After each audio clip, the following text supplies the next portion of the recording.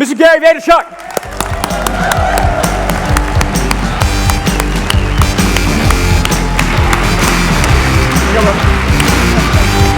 Go ahead. Thank you. Thank you. Marvin.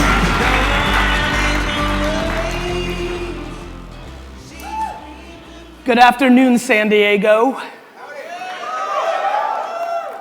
So I have a new book coming out called Ask Gary Vee, mainly because the truth is I really don't even want to speak right now. I just want to go directly into Q&A because I can pontificate my theses all day long on stage and have for a long time in my career at this point. But the truth is, I think it's far more interesting to actually start answering practical questions that a lot of people here are trying to deal with. So I'm going to spiel a little bit, but I'm going to go into Q&A for quite a bit. I asked for a little bit more time, so hopefully some of you can push back your dinner reservations because I want to kind of sit on that chair and answer your questions. Another quick request, I know you're probably filming, but is there any way to turn down the lights a little bit and turn up the room lights so I can see faces? And if not, I totally get it if you guys can't do it, but that'd be awesome. So, what do I want to talk about? Look, I think that there's a lot of things that we can talk about. Number one, I think that I like social media, or how many of you are familiar that over the last 3 to 6 weeks, I've become a 14-year-old girl and I'm completely obsessed with Snapchat, by show of hands? Cool, actually, raise them higher, I just want to get a sense.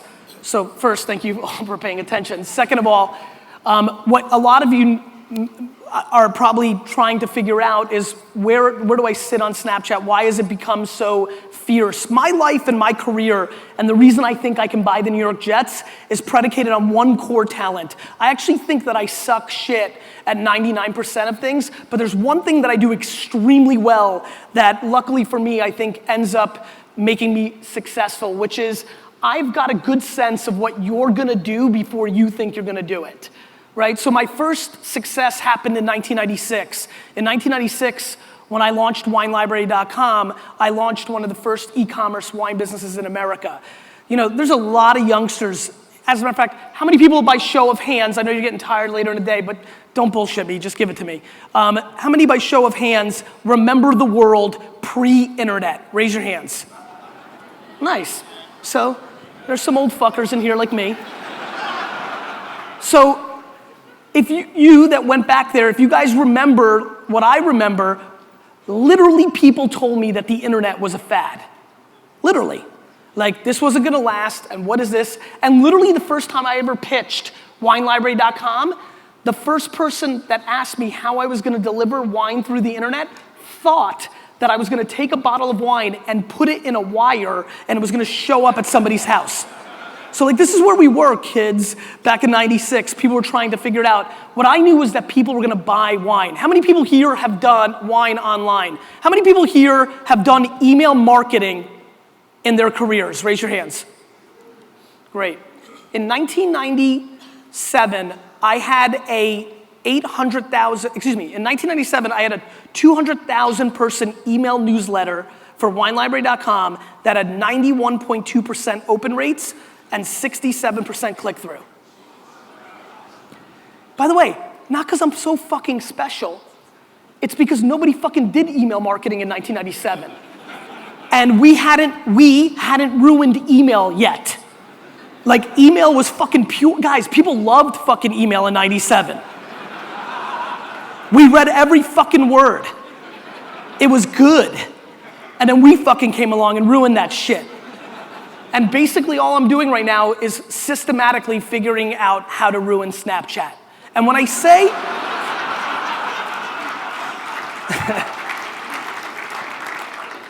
fuck, I really want these lights down because your faces are legit. That's why I'm doing this, sorry.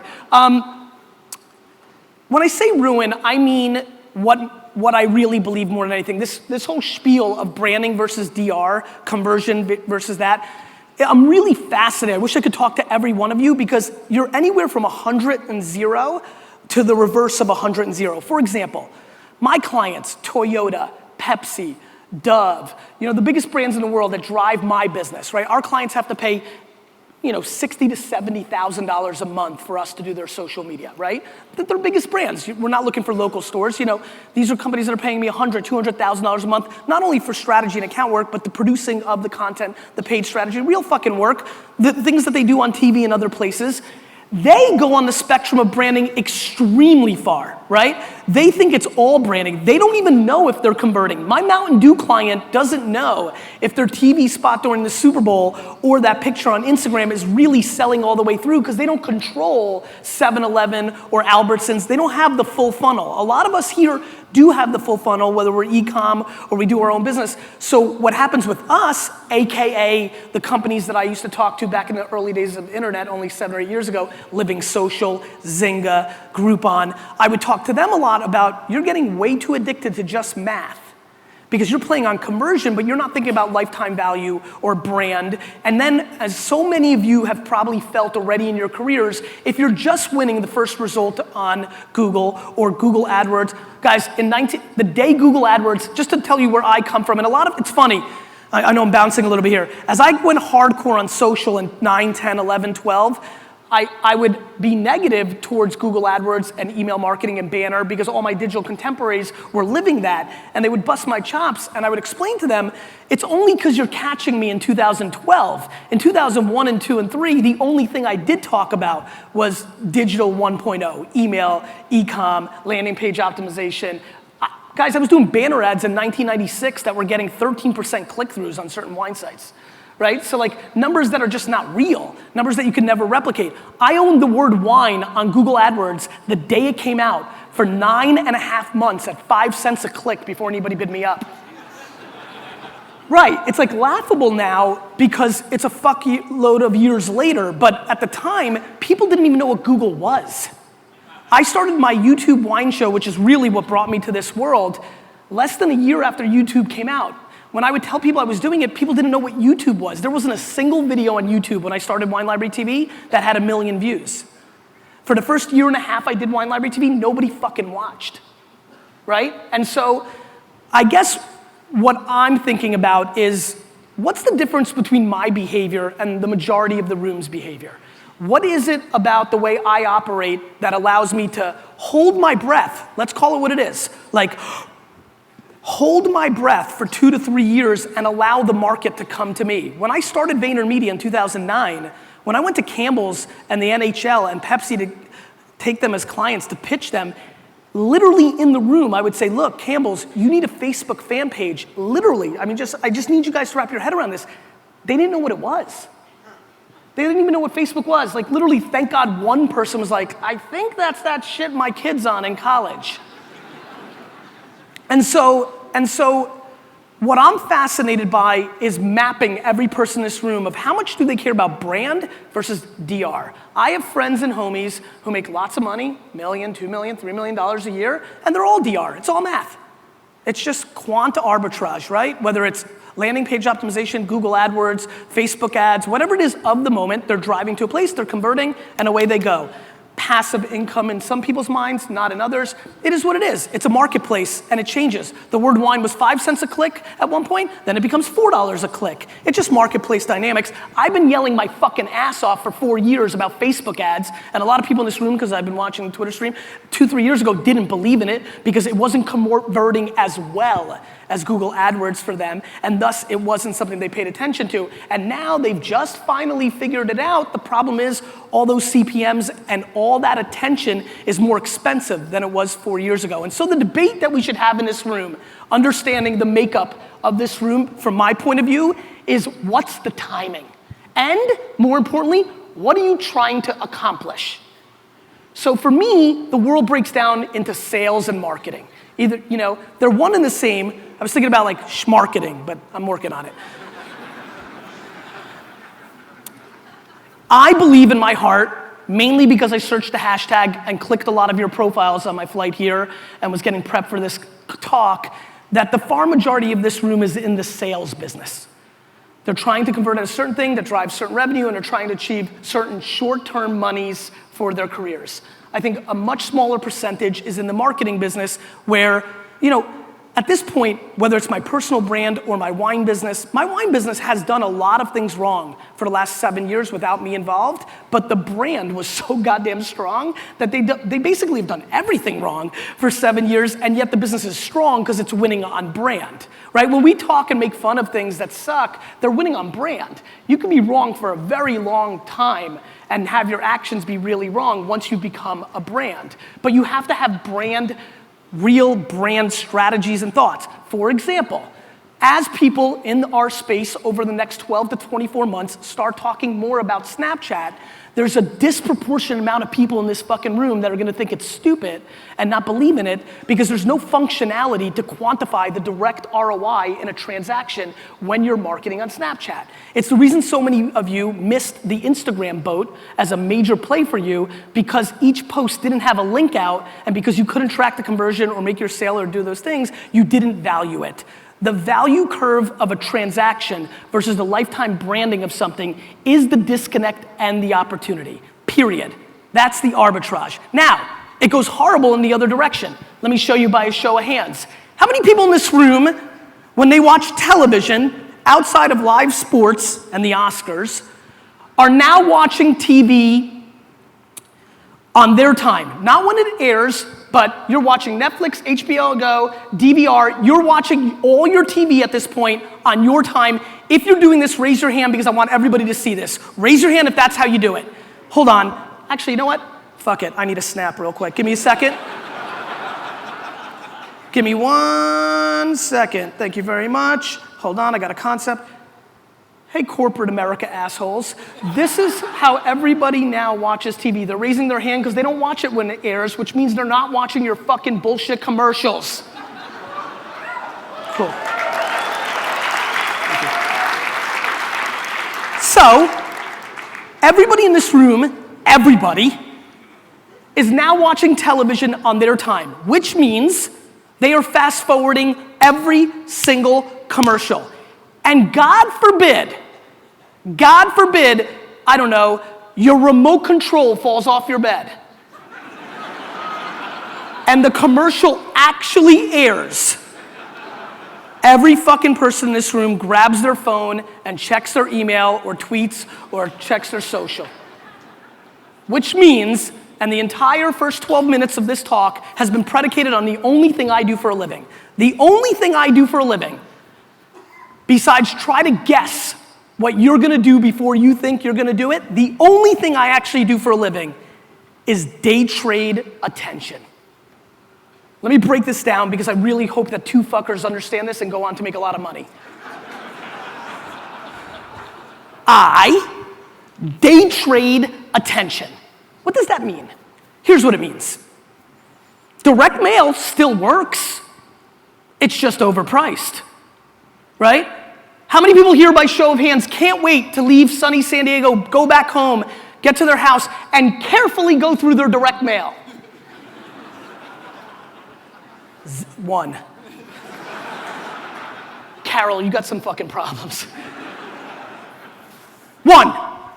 So, how can direct mail, as postage has gone up in price over the last 30 years, while we have so many other options to do things and not look at it, how can direct mail be a viable media? It is, it can work. Multi-billion dollars spent by brands and businesses to do direct mail. Some of you are sitting here saying, oh, my direct mail's working. That's great. It can, and if you have a business model that sustains the conversion rate, hallelujah. But the question always is, can you do something else with those monies to convert?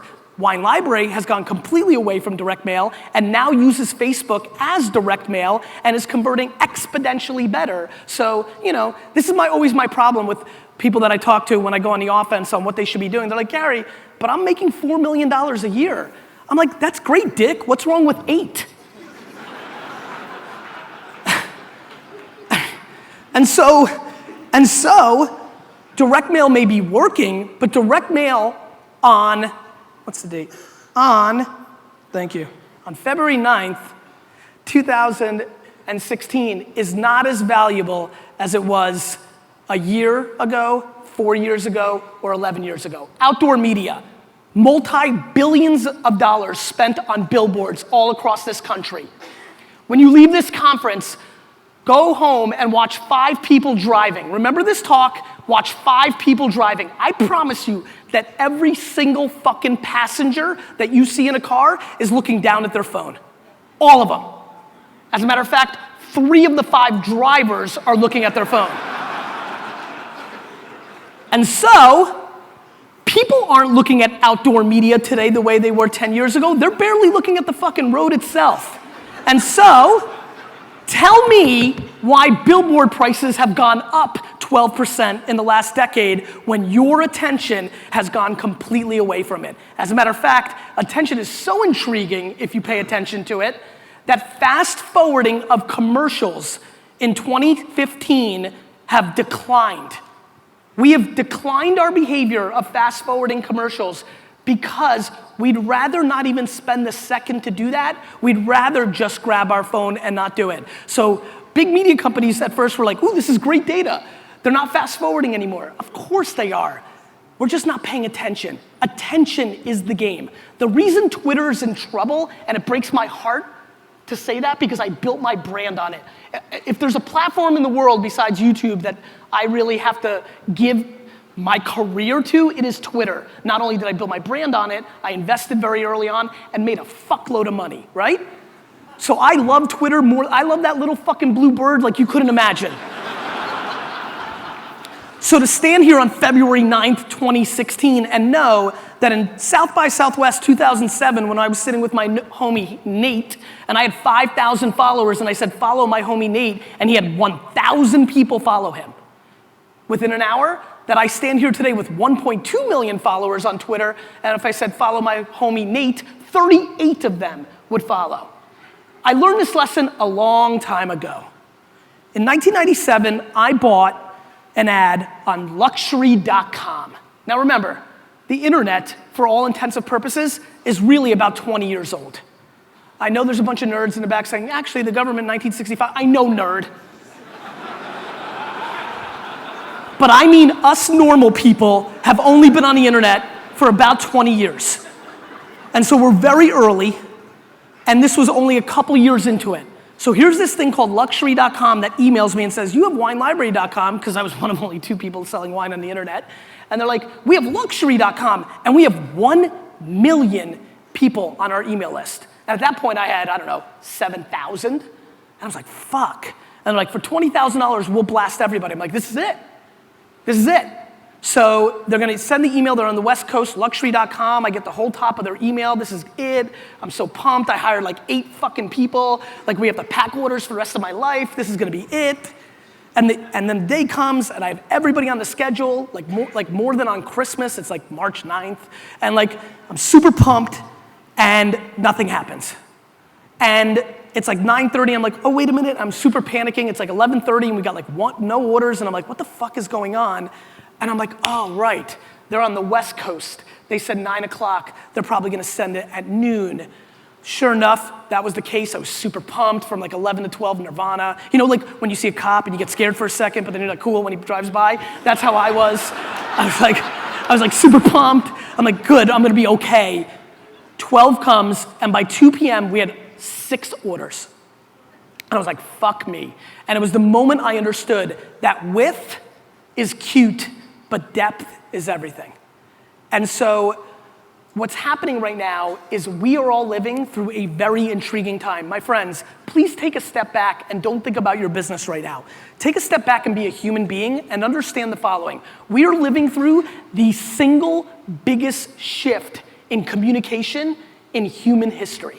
This internet thing at scale has fundamentally changed everything. There are so many things that people have said in this room that they were never gonna do, that they now do because technology is eating up the world. There are if you're brave enough because you have humility and lack ego, please raise your hand right now if you were a person that once said that you would never be on Facebook. Raise your hand, raise it high.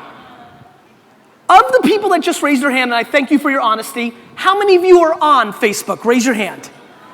That right there. The amount of people in here, this should be much higher. How many people in this room the first time they saw Twitter said, this is fucking stupid? Raise it. And right this second, a ton of you are like, Snapchat? Isn't that for fucking dick pics?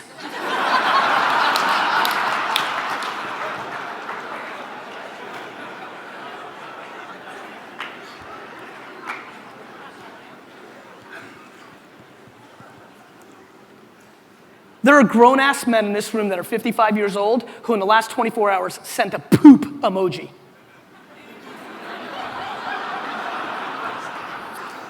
They're the same people that didn't even know what an emoji was 24 hours ago, right?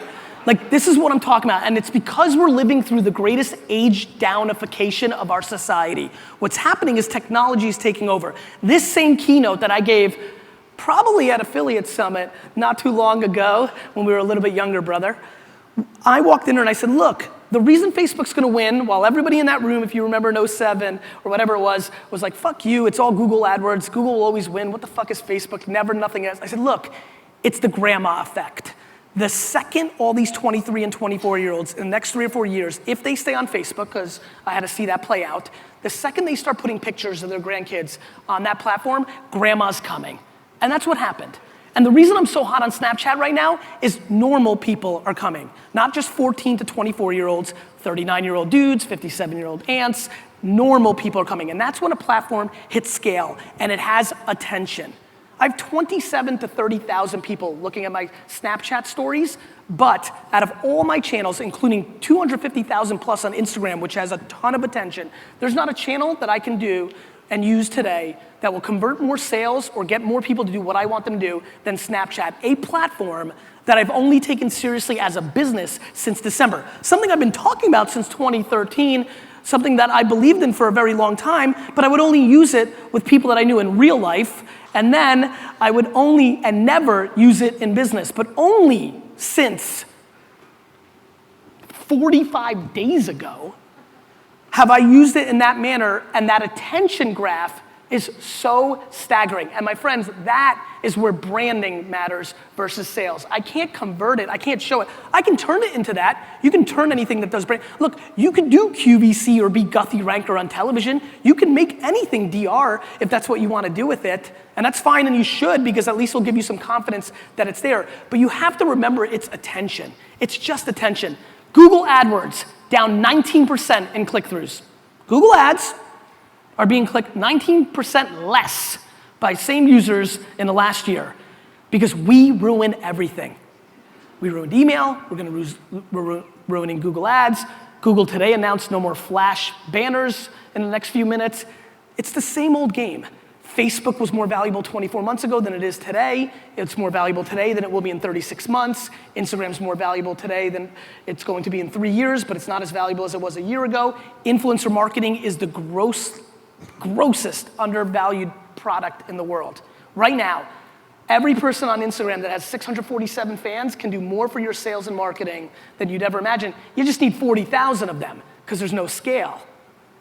And so we're living through very, very, very interesting times. And so what I would challenge you to do is to go upstairs, look in the mirror, and audit yourself and figure out where you sit on the pendulum of sales and marketing. And the closer that you can get to 50-50, especially if you're good at sales. Remember earlier when I said, hold my breath, how did I get there? It's because I'm so fucking good at sales.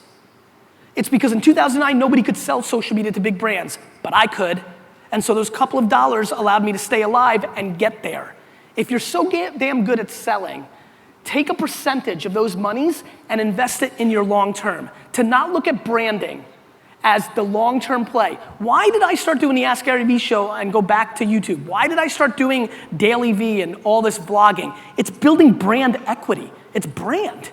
And over brand is how you actually win. There's a big difference between Nike and Apple and their competitors predicated on brand. And there's a big difference between social media experts. I get paid $80,000 to speak. Others get $4,000. That's called brand. And so what I need people to understand, and what I hope people in this room understand, is there's a huge opportunity because every day that somebody's better at something than you, something else comes along and you've got an at-bat. You missed Facebook and Twitter and somebody in your space took it and won? Good news, here's fucking Snapchat, right? You suck shit at Snapchat because you're weird and you don't want to make content that way and you have to wait? Great. Next year there's going to be Schmapchat. And so we're living in a time where people are just building on top of the internet itself. But we can't underestimate the dynamics and we can't get lazy. Do you know how many people come and want to talk to me about the ROI of social media or Facebook and have no idea? Do you know how many arguments I've had about Instagram's ROI or capabilities in the last 6 months, only to find out as I'm negotiating or debating with the person that they say something and I'm like, wait a minute, do you even have an Instagram account? Do you know how many of you pontificate and regurgitate headlines about shit that you don't fucking understand? A lot. And in that hyperbole and in that headline reading is where practitioners make their fucking money. And so, it is February 9th, right? Yeah, cool. 2016, and there's a lot of shit going on and a lot of opportunity. Yet, what's holding people back is drawing lines in the sand. I don't believe that social media has as much ROI. Listen, I had to do it to myself. 3 years ago, I felt that I was going too far into my own hyperbole and I needed to go back and be smart and more disciplined about my email marketing and my SEM because I was getting a little too ahead of myself, right? So it's finding that balance of how to make this stuff work because the opportunity is substantial. And there's always gonna be an arbitrage, there's always gonna be an opportunity, but it's mixing the whole thing. And again, I wanna make sure that we really nail down brand. Not everybody is as extroverted. Not everybody is unbelievably charismatic. You know, like not everybody, right? And so you've got to understand what you're looking to build around. I am not preaching for you to build your personal brand. I'm preaching for you to build brand, right? You don't have to build it around yourself, and I know that's the common play and people do it. And by the way, if you like it, if you like the attention, if you like the cameras, if you like the accolades and the laughs, God bless. It's a lot of fun, promise, super awesome. But there are tens of thousands of people making real fucking money, building brands around their businesses that you've never heard of, and that's what they've deployed it against. That matters. In parallel, while you keep the lights on and you drive your sales. My biggest frustration, especially for audiences of this makeup, is the following.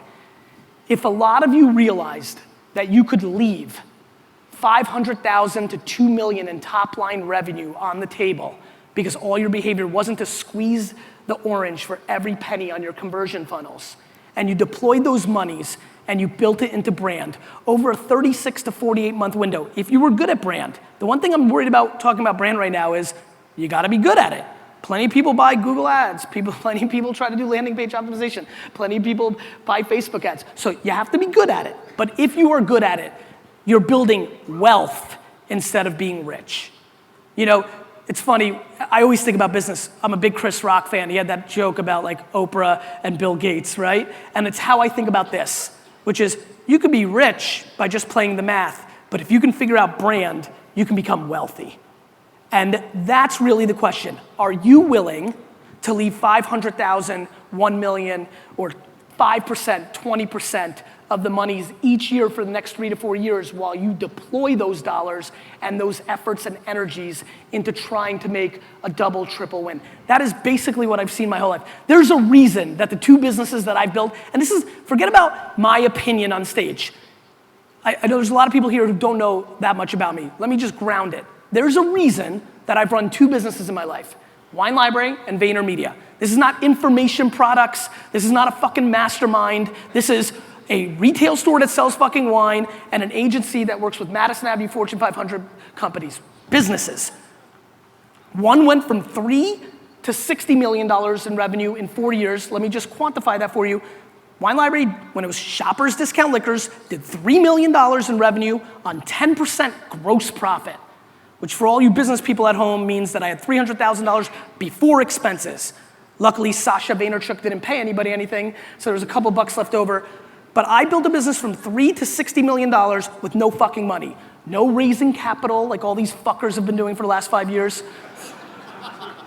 I took the little money we had and I made every fucking penny work. And I stood on the floor from 7 in the morning to 10 at night, Monday through fucking Sunday for 10 years. I punted. Do you know what it is to punt your fucking 20s? Like, do you know what it feels like when all your friends email you now and say you're so lucky and you have to reply because you're so fucking pissed that's cool, Josh, that I'm lucky, but remember when you went to the Jersey Shore and banged fucking chicks? I worked.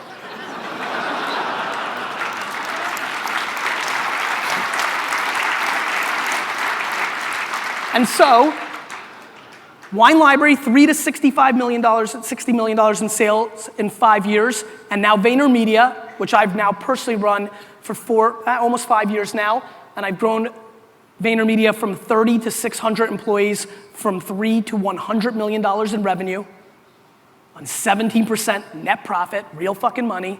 AJV gets to take a lot of money home. And so, how does that happen? It happens because my CFO hates my fucking guts. And what do I mean by that? You don't grow a business from 3 to 100 if you're gonna try to maximize profit every 12 fucking months. If you're not making bets at investing, if you're not building brand, if you're not I had started 4 major divisions last year. Sampling, a lot of our clients sample, yeah, here's the new chocolate, right? That shit. Live events, like, you know, all my fuckers go to Coachella every year. My whole company fucking shuts down. Those kind of things. Video and paid acceleration. Live events and sampling, dead. I'm announcing that we're shutting down live events next week. Hopefully none of the people paying for the live stream work at VaynerMedia.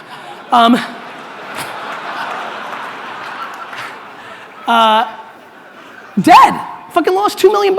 Bought a site called Lost Letterman, a sports site, because we're doing more media. Dead. Shut it down. Lost $1 million. But video and paid made all that money back and more because I'm on the offense. I'm not trying to maximize because I don't need to buy a fucking boat this year. And I don't need a fucking Lamborghini to put on Instagram. And I don't need a fucking watch because I'm building an actual business and I don't want to retire next year. And so, my punchline to this is, please understand what's really happening here. Let me help you understand it. Eyes and ears are the only thing you should give a fuck about. And wherever they are, matters. Do you think this fucking matters? It matters more than anything in the world. This is the fundamental extension of your life. How many people here in every 24-hour window are always within arm's reach of their phone? Raise your hand. Look at this. Look, front row, raise it. Look. 7, within arm's reach. When you're sleeping, taking a shit, it's there. Guys, I literally am not joking when I tell you this. I'd literally rather somebody in New York City stab me in the stomach and steal my wallet than lose my phone. Now, we can all agree it's important, right? Cool. Now, 54% of every second of attention on this fucking thing is in a social network. You still think it's a fad? My friends, social network is a bullshit term. There is no, what the fuck is social network? Social networks is a slang term for the current state of the internet. Period. 53% of every second, and you got calendars, and you got fucking Angry Birds, and you got words with fucking horseshit, and utilities, it's all here, yet 53% is gobbled up by like 7 or 8 sites. So you don't think that's important? Of course it is. And every one of them is becoming a place where you can reverse engineer that attention and sell something. The problem is, for so many people in this room, it's not as black and white as email and Google AdWords. It's not conversion. It's why you like Facebook, because it gives you that too.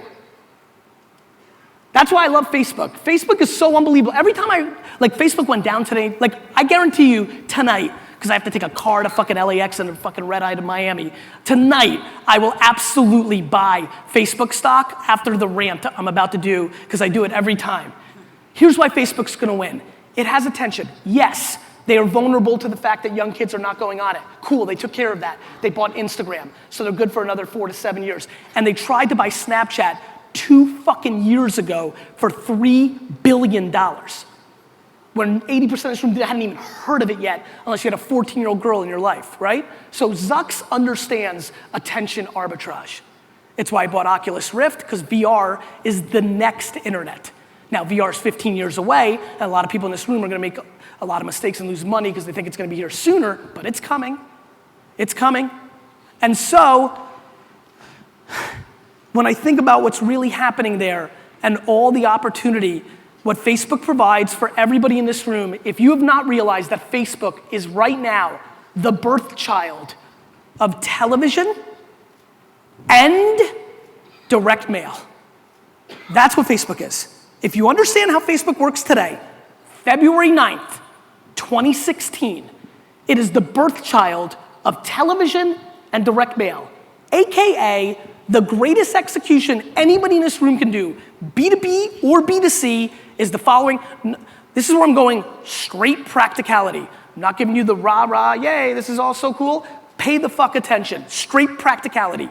If you understand who you're selling to, 28-year-old women in Iowa who are Red Sox fans, 42 to 47-year-old African-American male who like baseball. 19 to 22-year-old dudes, even though they're not supposed to be on it, I'll show you data, not what your headline says, that there's plenty of 18 to 25-year-olds on Facebook. They may not check it 7,000 times a day, but there's plenty of them on it. And so, if you understand what to do, here's the punchline.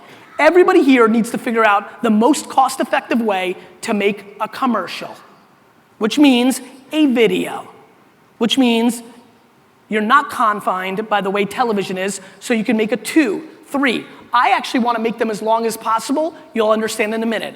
If somebody watches my 4-minute and 18-second video all the way through on Facebook, so when I talk about Facebook video, the headline readers here say, oh fuck, but they count every 3-second view as a view. Cool.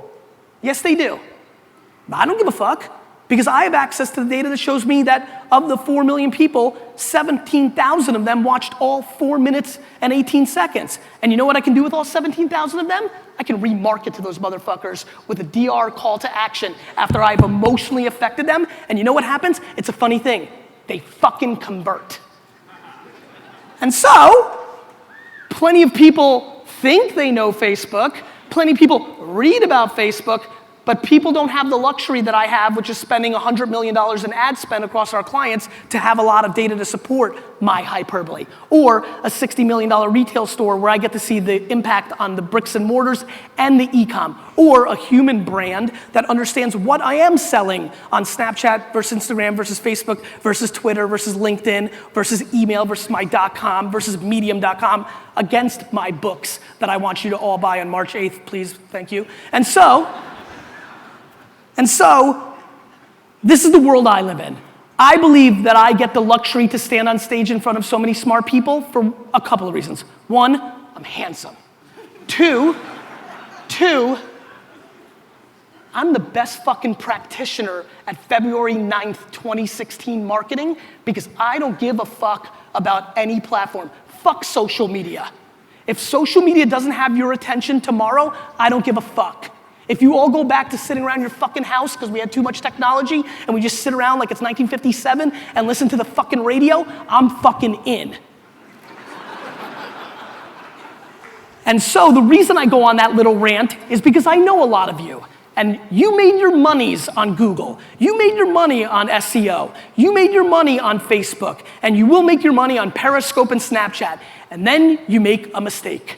It's called getting really fucking romantic. You get real romantic about how you did it because you put in a lot of time and effort to figure it out. And you're sad that shit's changing. Well, good news, or bad news, depending on how you roll. The market doesn't give a fuck. The market doesn't give a fuck that you spent years figuring out how to fucking href your fucking Google pages. The market doesn't give a fuck like I did in 1999. You figured out how to get people's first names at the top of the email, which tricked them into buying more shit. And the market doesn't care that I figured out Snapchat today because I figured out fucking Twitter in 2006, 7, and 8. And to figure out Twitter, which is why so many people didn't do it, I spent 15 fucking hours a day talking to you, all you motherfucking assholes, every day, all the time. And that's how you figured it out. And just because now the tension has gone away, I can sit and cry about how I wasted all those years and how sad it is. Or I can realize nobody gives a fuck and I can figure out the next thing and the next thing and the next thing. And in that romance and in that line that you all draw in the sand, in that is where all the money is to be made. Understand? Good. So please, please indulge me and audit yourself and deploy what really separates winning entrepreneurs from non-winning entrepreneurs, which is a very interesting word. It's called self-awareness. Know what you're good at. If you're a hardcore mathematician, great. Keep quanting the fuck out of things. If you're creative as shit, you better figure out that Snapchat is really right for you because that's what that's gonna be. Know yourself. Know what you're good at, reverse engineer yourself, and put yourself and the people that work for you in the best position to succeed. You got somebody charismatic and clever in your office right now? Instead of being mad that they might not be good at details, why don't you give them a phone and put them in charge of putting the Snapchat content out for you? Please eliminate romance. Please eliminate the way you want it to be. I had a funny meeting the other day. This is a good story, and then I just want to get into Q&A, so if you want to start, oh, actually, Ryan, you're going to come up here, so get prepped, brother. Here's a quick story. I'm going to use this, and then we're going to go into Q&A, because I want to put details on this hyperbole. I was in a meeting the other day. The guy's the CEO of a $700 million company, and they mainly sell to 13 to 22-year-old females. So we have a meeting, and I do this around Snapchat and Instagram. But because he's a fucking corporate America motherfucker, I give him a huge deck with tons of data. He likes math. We go through the whole thing, and I'm basically trying to convince him that he has to do a hell of a lot less print because, you know, all the 18-year-old girls can't wait to get magazines and go to page 97 and look at the ad. And a hell of a lot less Facebook, which is something we got him to do the last couple years, which was good for a few minutes, and really start deploying a lot more money towards Snapchat and Instagram because that's where these people live, that's where their attention is, that's where we need to arbitrage against. We go through the whole presentation. He goes, Gary, good stuff, appreciate it. He goes, but I gotta be honest with you, I just don't get Instagram. And I go, that's great, Dick, but every one of your customers does. And it doesn't matter what you get or what you want it to be. You've gotta deploy against the end consumer. Regardless of how you want it, the market is moving and it's moving fast. When you look at that age downification, because of the grandma rule, do you know that the fastest growing demo of individuals taking selfies on Instagram right now are 42 to 48-year-old females? Literally cougar selfies dominating. And so this is not how I thought I was gonna roll at 40. I thought I was gonna be fucking dead when I was 20. Like, I thought that was old as shit. We're living much younger lives. If you map the average 42-year-old American female in what she does, what she wears, where she goes out, what she spends her money on, she acts like a 29-year-old American female only 10 years ago. If you're lucky enough, like I am, to sit here right now and you know what your parents were like at the age that you are right now, if you're fortunate enough that you know how old you are and you knew or can remember your parents at your age, you are stunningly younger than them. And that's because technology is dragging us down. And if you want to keep up with the Joneses and be a part of society, you have to figure it out. And for us marketers and sales and business people, this is gonna play out. It's already starting to play out, and what I'm really focused on and why I'm sitting here a little longer is it's gonna play out more than you think. 4.5 hours is still spent on television by the average American. 4.5 hours a day. 2 of 3 of those hours are in real jeopardy, in my opinion, over the next 10 to 15 years. How many people here are retiring in the next 10 years? And I don't mean you're gonna fucking crush it and retire. I mean, you're fucking old and you're finished. Raise your hand. Who's out in 10 years? Raise it. Okay, good. So 4 of you.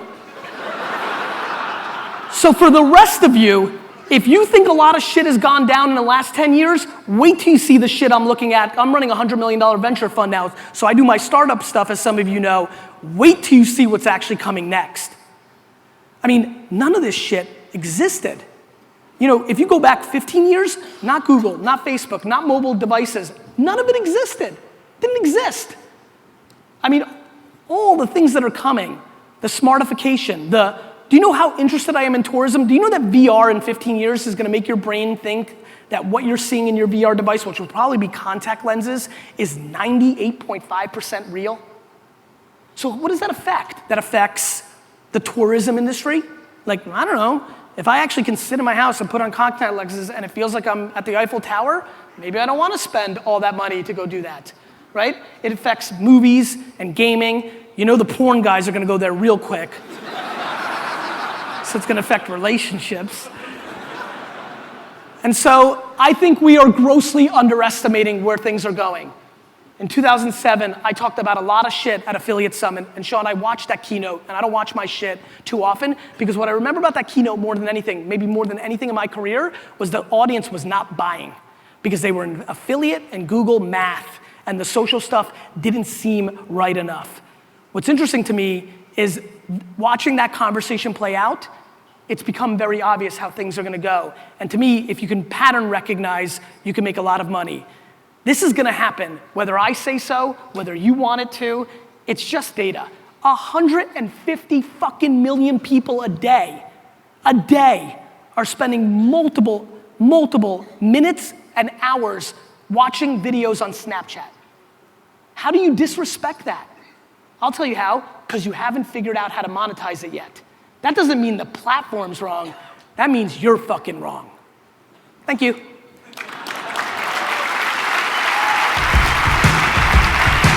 Thank you.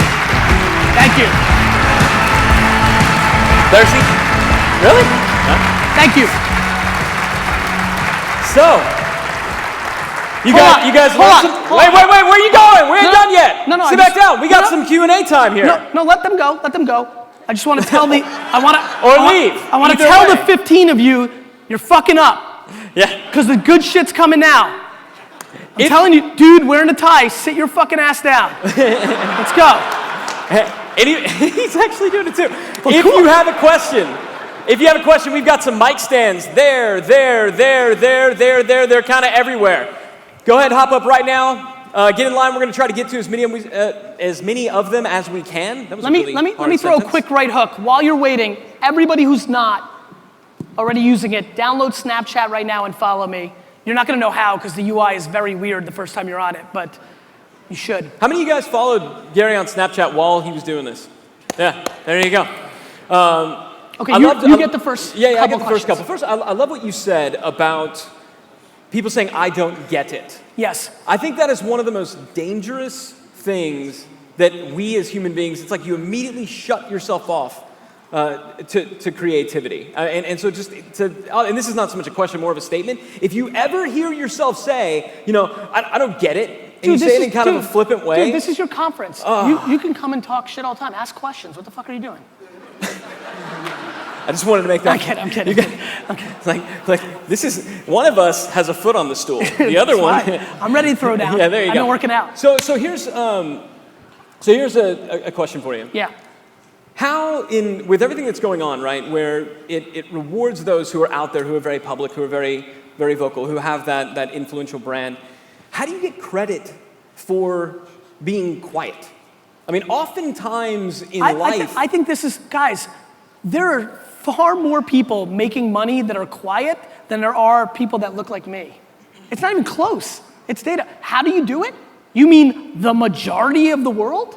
Yeah, but okay, but if you're a brand and you want to do this, is it about finding someone, in your office that can be that voice? No, I think it's about building the logo. There's no Nike, there's Nike. Right. Right? Like you don't need to build it around a person. We in this space default because there's so many personal brands monetizing personal brands. But to build your brand, John Deere, or Reebok or, Sun Chips or, these are just brands. Build the brand. Or law firms or clients, Ogilvy or even VaynerMedia. I mean, the big joke at VaynerMedia now is how many people come into the office as clients and have no idea I even exist. The brand in Madison Avenue and Fortune 500 is bigger than me, and I'm pumped. Like, that's what you're supposed to do when you're trying to scale. Yep, very cool. Why do you think Snapchat won? What was it about? And continues to win, right? Like, because Facebook had it. Scale. But why did it scale, right? Because Why did the cool kids start playing with it? It was just, it was the right time in maturity for Facebook where 15 to 19-year-olds were like, I don't want to do that because I don't think my 7-year older brother is that cool, and I definitely don't think my fucking mom is cool. So it's really nightclub New York City dynamics, and it will continue. Snapchat in 7 years is going to be, old people place, and something's going to come across. But it had multiple things. Number one, it was another place to hide from mom and dad with the shit that you wanted to do. Two, it disappeared. You know what's so funny? People are like, oh, but it disappears. Yeah, you mean like the way we actually communicate with each other? Snapchat is far more similar to the way humans communicate than Twitter or Facebook. Right. And so it won on that. It won on the scale of just word of mouth and not. Evan Spiegel did an amazing job keeping it pure and not like over branding it and turning it into a business too quick. So just won on those things. So there will be another Snapchat. There will be another generation that comes up. I believe so. And it's just incumbent upon us if we want to continue staying out there. Here's how I see it, guys. I think this is the television in 1965. I know a lot of you are like, whatever, just really pay attention to this because this might be one of the better things I say. This is the television in 1965. And the TVs, they're the radio, right? So and if you go and study, so what I do well for somebody who's a shit student, the one thing I do study is history, because history loves to repeat its fucking self, right? And so if you go look at the brands, the beer brands that were romantic about staying on the radio because that's how they did it, and didn't shift to television, while things like Miller Lite that nobody's ever heard of went TV only and became the brands. If you look at TV 1965, that's what I think this is. And I think YouTube, Instagram, Facebook, and Snapchat are ABC, NBC, and CBS. So do I think, and then I think within it, is MASH and Happy Days. Got it? So that's the system. So do I think over time ESPN comes around and HBO comes? I do. There will be more channels built on this platform and there'll be more competition. That's what's happening. And so what you need to do is, for your business, figure out the channels where you could be the star of that network. Yeah, really. You like that, right? Was that helpful? That's good. That was some good stuff. I like that. Yeah, I like that a lot. So let's go. Let's pick some questions on the crowd. You want to start on one side? Yeah, Yo, ladies. Gary, I got a question for you. Yo, ladies first, dude. My bad. Go ahead, darling. He does have a huge beard, though. He does. So he goes next. All right. He could be hiding a knife in there or something. Gary, my question is, you have for your book marketing... Can you get the mic closer? Yeah. For your book marketing right now, for your book launch, you have an entire barter page set up. Yes. For the street team and everything. And for podcasts, we are doing the bulk orders, and for live events. But what about authors who have a much smaller following, maybe 10, 20, 30,000 people in their list? How can they do something similar to be able to move books in a creative way? They can do the same thing I'm doing. I started that barter thing, which has become a big standard for bigger personalities, with Crush It when I was small. And the numbers just look different. Now, to even get me to record my voice for your alarm is 50 books. When I did Crush It 7 years ago, if you bought 3 books, I'd fucking come and babysit your fucking kids, right? So, that sounds like a great prize. So yeah, it sounds like. I got 4 of them, so you could lose a couple and we'd be all right still. That's why we had multiple ones. So to answer your question, I think you need to recognize your worth of where you feel your brand's at, and create different models. And maybe it's a 2-book deal, an 8-book deal, and a 12-book deal. I think I topped out at 500 for Crush It, which was literally I will become your best friend. And now I start there because I've been able to grow and it's just supply and demand, no different than the attention thing. But you should do it because it gives you a framework, especially if you keep doing it. The other thing I did to make Crush It worth it was I did it, and then I didn't rely on my audience. I went out and sold it like a salesman. And so you can create it and then go and sell it instead of just hoping people land on it. There's way too many people that are obsessed with scale. right? Let's run Facebook ads to my barter page and whatever happens, happens. There's just not enough actual working the phones, going to conferences, calling people, emailing. The way I sell my most books is by literally sitting down for normally 2 straight days, straight, 18-hour day, 36 hours within 48 hours, and go in my address book of my email, sit there, type the letter A, start with the first name, decide what my relationship with that person is, and then email them. And I go as low as, hey man, I have a new book coming out. This is somebody I barely know or I've interacted once or twice. I'd love for you to check it out and maybe leave a social review, up to like, hey dickface, if you don't buy 5,000 books, you're fucking dead, right? And so, Then the good friends get that one. That's right. Yeah. And so, I would tell you the single best way to sell books is to actually sit down and do the non-scalable things instead of the scalable things. Thank you. All right, All right, the man beard with a dude. knife hidden in his beard. Well, I apologize. Ladies first, beard second. With that being said, Gary, you hit the nail on the head when you alluded to video being the future, and that people's attention spans are just fucking rapidly shrinking these days. So it's Be careful, be careful. I actually think that that is a misnomer. Well, their attention spans are shrinking when I think it comes to reading content that's boring. Like they want to see video, and if you can lock them in the first, couple seconds of a video, like you said, you have a 4-minute, 18-second video. That's taking someone's attention on board for 258 fucking seconds. That's a long ass time. So where do you see the sweet spot? Obviously, it's platform dependent, and you're not going to have a 2-minute video on a 15-second Instagram, whereas Snapchat's different. But when we're talking just Facebook, how do you see, your audience? Where is the spot that you want to have a video before you pull them in and you have those 17,000 leads to be able to follow up with? So I think the thing with Facebook that people have to understand is you have to create video that's native for the platform. The reason I wrote Jab, Jab, Jab, Right Hook was because people were using social networks as distribution instead of creating for it. So there's a very different vibe and context that you have to make videos for as any brand. Even if you're Burberry, you still have to make Snapchat videos in a much more authentic, childish, kind of street way than you make your Facebook video, right? So first and foremost, when I think about Instagram, Snapchat, and Facebook videos, I think about the room and the psychology of the person while they're in that room with the video. Specifically, tactically, if you don't have the first 3 seconds of your video strategy for Facebook, you're an idiot. You have 100th of a second to get these people in a feed. Those first 3 seconds are fucking everything, including the copy, including how you do it. How many people here have watched Ask Gary Vee on Facebook? Just raise your hand. Thank you, first of all. Second of all, you guys all know, I'm always recording something that's like, stop. Like I'm trying to stop your actual feed because I know that the speed's there. So my strategy within a Facebook environment, the sweet spot is not necessarily the length, but what the first 3 to 4 seconds are and what the copy is, because I don't even get your attention or consideration for it unless I do that. On top of which, the ad planning and the targeting, like if I'm targeting seriously good looking dude with huge fucking beard that might go to a conference in San Diego, I'm gonna get you. Yeah. Got it? Good shit, on point. So the planning of who I'm trying to get, and then the first 3 seconds, that's what matters the most on Facebook video. Good shit, man. You got it, brother. I feel like you and I get very different questions when we're up here. Yeah. From very different people. Brand. Absolutely has a knife in his beard. Go ahead. No beard, no knife, I'm Yeah. safe. I'm Sebastian Knight from thefrenchmarketer.com, and my concern is about the brand stuff that you mentioned.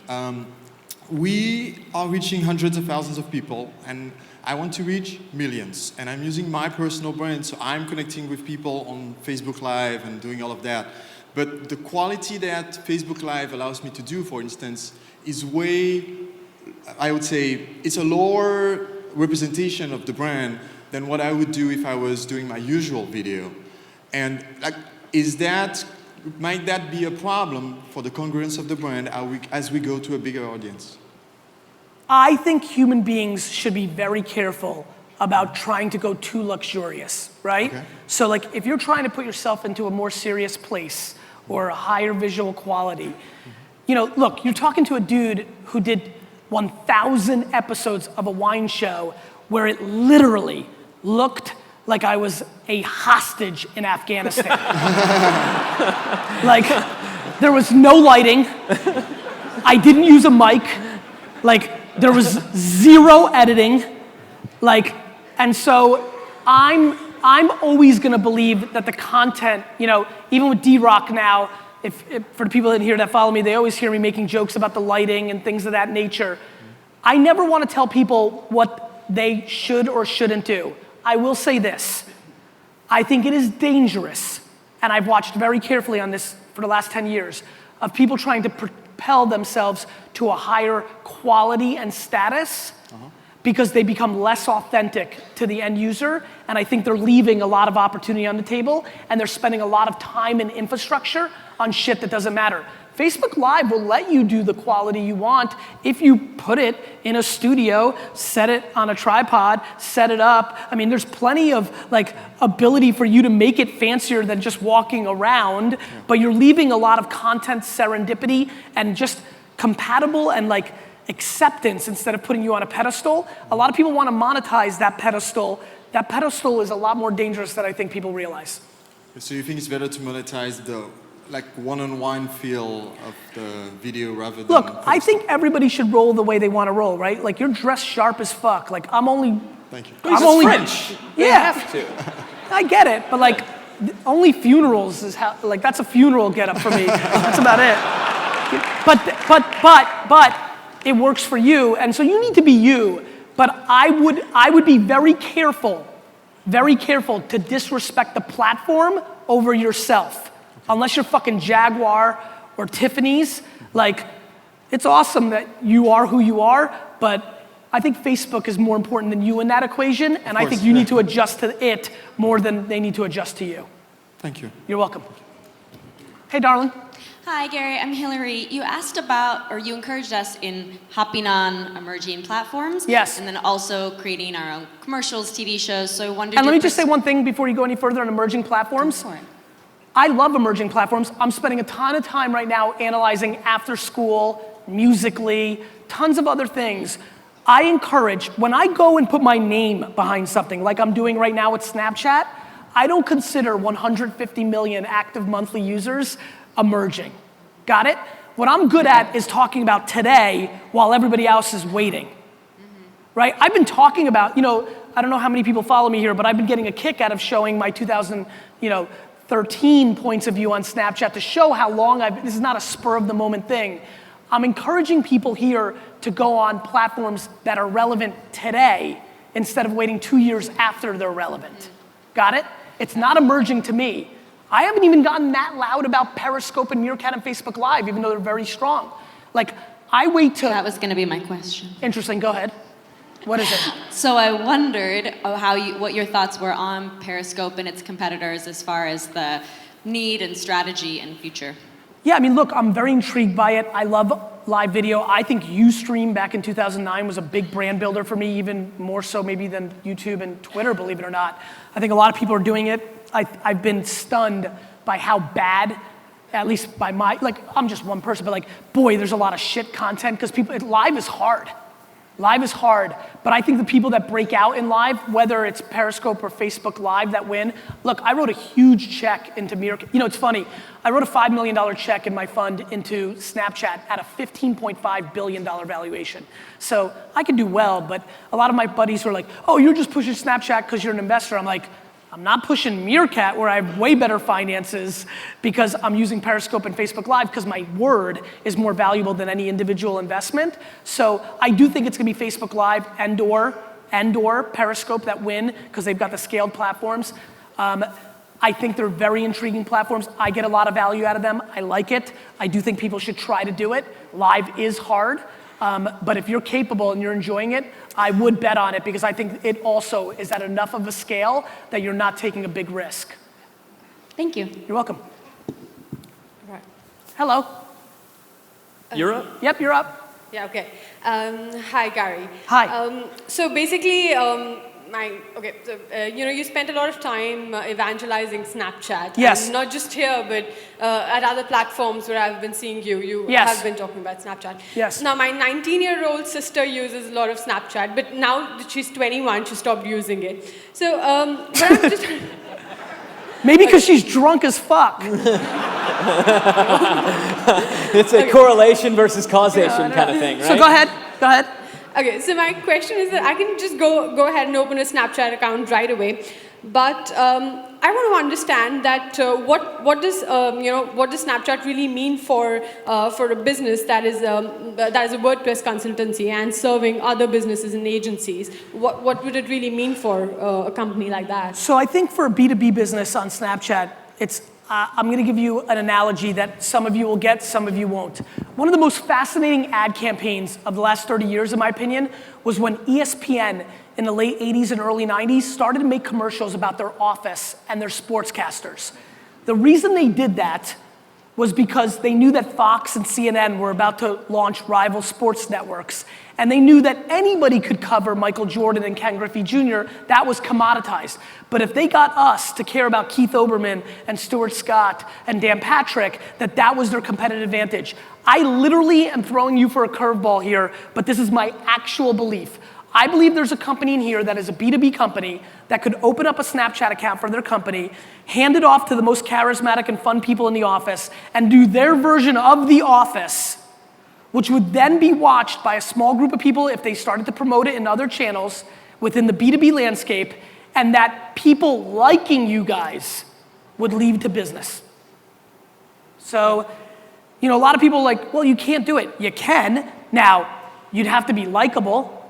You'd have to know how to make content.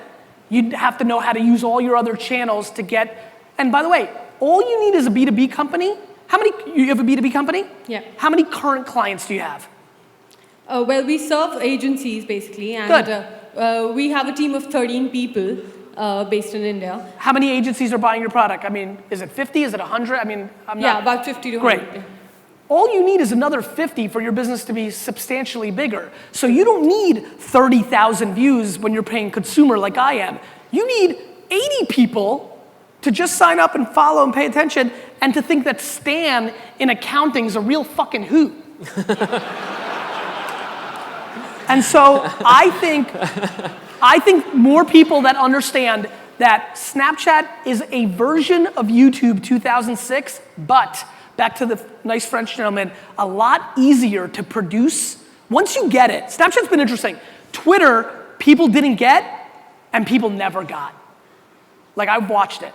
Like, if you understand how small Twitter is when television, which is the biggest platform in the world of attention, has fallen over itself for the last 7 years promoting Twitter, for Twitter to be the size it is, speaks to it being broken.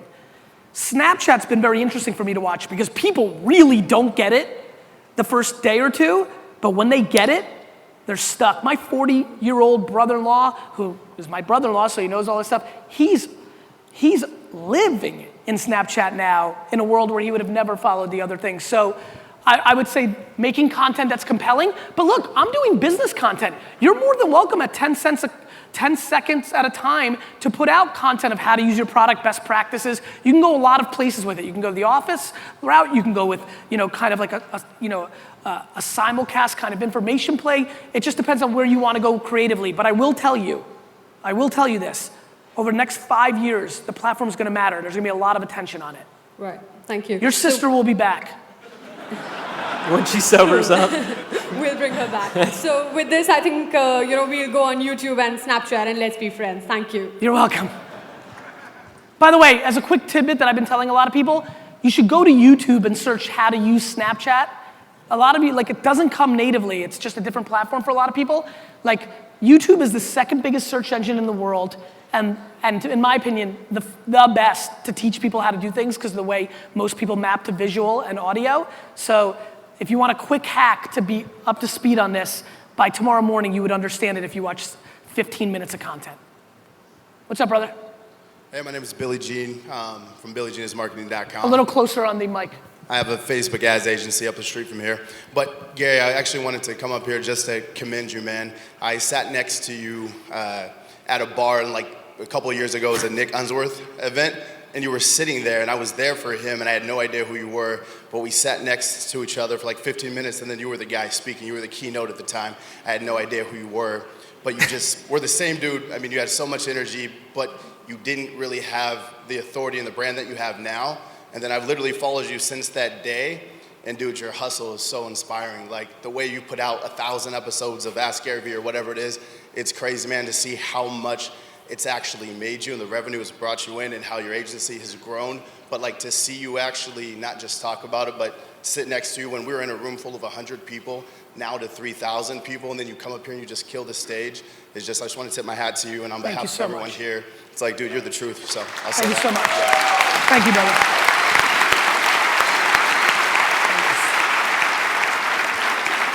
Thank you. How you gonna follow that up, orange shirt? And now for a selfish question. Go. Yeah, actually. But I do want, that inspires a greater share of vulnerability for me, actually. So I actually resented you and didn't want to listen to you because you were so all about the hustle. And I was actually trying to get out of the hustling and try to find the answer and info Right, products the answer. and- You know, passive income, smoking weed in Jamaica while shit just comes in. Yeah, exactly. So, Is that not how it works? Yeah. Just go on Instagram. That's They'll how tell I did you. it, Yeah. Go ahead. Well, thank you. Go ahead. yeah, anyway, so now I'm actually really loving you and enjoying you. And I like your raw take on human nature. And so your raw take on human nature makes me actually drop all my assumptions and all my paradoxes of reality and just listen to you. And so I'm really curious, with my business being all about breakups and heartbreaks and humans, I'm curious, I'm not really, I don't need a tactical question on like how to integrate with Snapchat. Yep. I don't really give a shit. Yep. I just mean, what's your take on something so fundamentally human and emotionally rich and Well, compelling? let's do what I normally do in scenarios like this. This is how I think about business and why I consult and why I invest. So it's a really interesting, so first of all, top line, if you're talking about breakups and relationships and things of that nature, you're at the tippy top of emotion, which is immediately interesting business, right? Like there's a lot to be done. I guess my next question would be, instead of doing something you don't give a shit about, which would be a tactic, leveling that up to a strategy, I have to understand what you're trying to do backwards. I think the biggest mistake for so many people in this room is you don't know what your finish line is. And if you don't know what your finish line is, you can't reverse engineer it to make what happens. I know that I want to buy the New York Jets. So 3 years ago, I sold 30% of VaynerMedia when it was doing 14 million in revenue, and I knew it would do 100 in 2 seconds because the person that wanted to buy it owned the Miami Dolphins, and I wanted to get into the ecosystem. So I left tens of millions of dollars on the table because I know what my finish line is, and I've mapped my behavior. And now I'm very friendly with 11 owners. If I ever amass the wealth, I'll easily get voted in. And so that's how I'm thinking. So me as a proxy there, I don't know if you want to buy the New York Jets or things of that nature, but trying to, on a more granular level, how do you want to, at least short term, how do you want to monetize? What are you trying to sell? Your coaching advice, a product, a service, what are you doing? Yeah, a combination of products, services, and soon-to-be supplements. So I think the thing that you need to really think about is building awareness. And I think awareness comes through content. I just think people grossly underestimate content. And you know, it's super ironic because it's funny that was your, like, I do think Snapchat has a real opportunity. You know, let me give you an example. Mike, my personal trainer, 18 months ago, I decided to take care of my health. I hired a full-time health employee, travels with me the whole fucking nine, right? He's done really well. He should be fucking paying me. His business has gone 5x because he just hangs around Vayner. I'm actually quite bitter about it. So anyway, so he's been doing Facebook and YouTube and doing all this stuff and definitely like playing my blueprint. Since January 4th, Snapchat has sold more people to his platform of $400 a month online health coaching than anything he did in Facebook or Google for 2.5 years. Right? Like seriously. Like even that's surprising to me. We're talking about 7 weeks. It just has that much attention. And I guess health coaching is more of a human thing and it makes sense. I actually weirdly think it could be ironic in a continuation of our story that the thing that you said, I don't care about the tactics on Snapchat, I actually think if you're capable or somebody in your organization is capable to produce content in that environment, that there could be a really great gateway drug to that. I also think that if you marketed against people whose relationship status went from in a relationship to single and ran Facebook ads with the right creative against that demo on a daily basis, your fucking business would explode. That's not a targeting feature yet, but I'm praying for it. It's coming. Cool. And so that targeting feature is literally 40 seconds away. Sweet. Yeah, so just wait and fucking smoke weed in Jamaica until it comes out. Thank you. Or maybe do like one more row. Cool. Unfortunately, clock's gonna get My man. us. Hi, Gary. Welcome to San Diego, man. Thanks for coming out, making Thanks the for, trip. dude, I love, how many people here from San Diego? Dude, I fucking love San Diego. The Jets have won 2 huge playoff games here. You see what he did there? See what he did there? He set you up.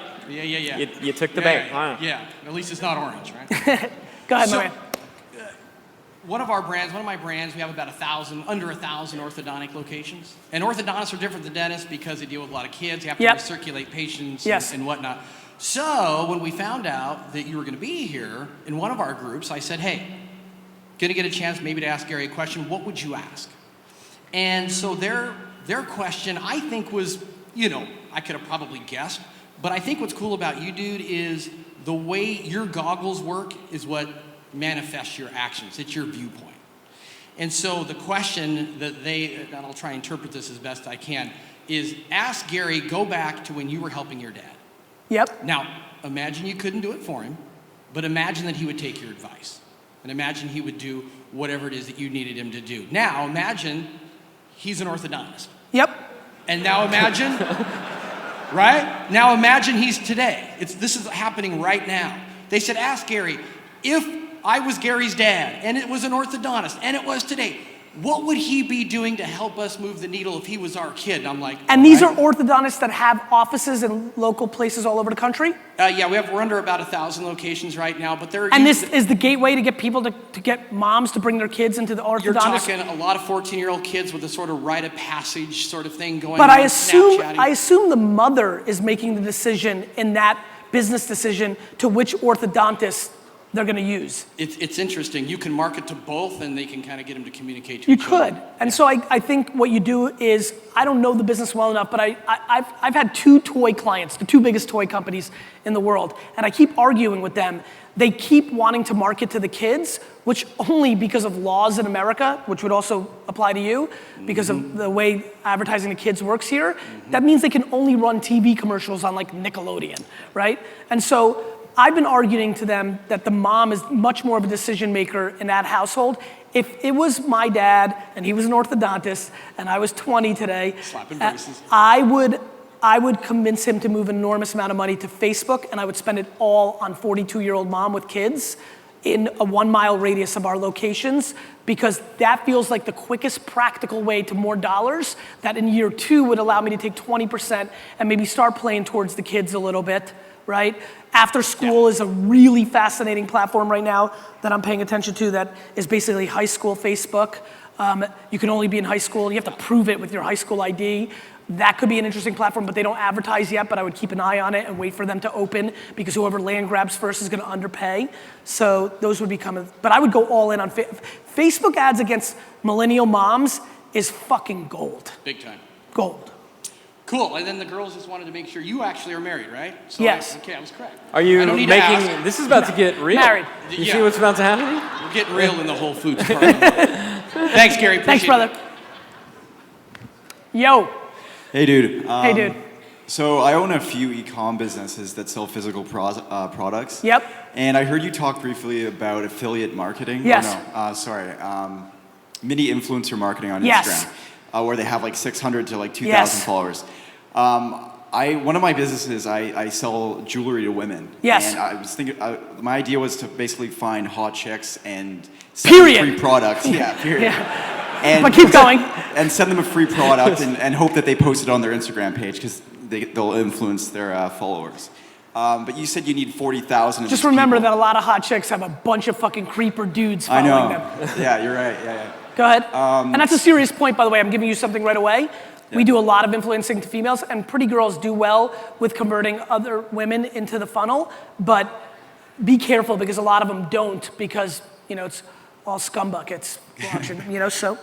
Got it. Well, you also talked... There's an app called Ground Signal that you should look at that will give you scale against the targeting terms that you want and that long tail that you need. Otherwise, it'll take 20 humans a million years. Ground Signal. Okay, yeah, that was the answer to my question. Because I wanted figured. to know how to quickly get 40,000 mini influencers in your network. Ground Signal. Got it. All right, thanks, buddy. You got it, brother. Ground Signal. Yep. You can find that on the World Wide Web. That's the thing. All right. What's up, my man? Hey, Gary, I wonder where is Grandma going after Snapchat? Death? So grandma is Facebook. Facebook. Grandma's not even thinking about Snapchat yet. If you're asking me after Snapchat, if Snapchat's able to get to where I think it could and get to modern grandma 10 years from now, which is really 49-year-old female now, 50, I mean, we're talking 20 years before I would be thinking about what's grandma going to after Snapchat. Grandma right now is really entrenched in Facebook.